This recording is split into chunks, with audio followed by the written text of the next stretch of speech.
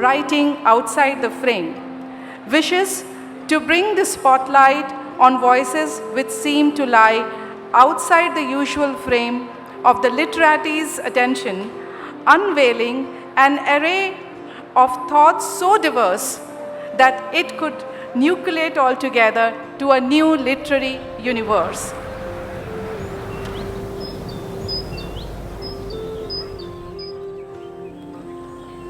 And that is what, like in ancient times, we had the Greeks had the symposium, where people from all departments used to come, and they, a scientist, mathematician, will appreciate poetry, because that is the kind of synergy one's require for full development. The holistic development needs to be not only in terms of skill or craft, but also in terms of how to harness your insight capabilities, how to bring them out.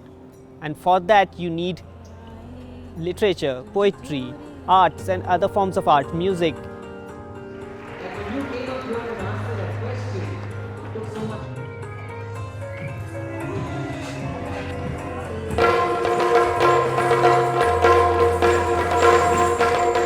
Much of Western philosophy is confrontational philosophy. It excites you to fight, whereas Indian philosophy allows you to argue, but the concept of tarka in India, I would say, is of creativity. It's about questioning, and where Indian philosophy starts and what it does to your mind is it opens up to creative thinking. It's outside the traditional framework.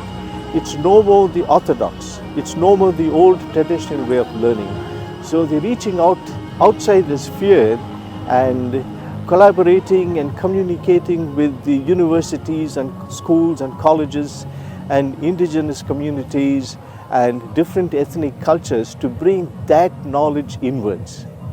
That's a huge difference. That's what's going to make a difference to learning.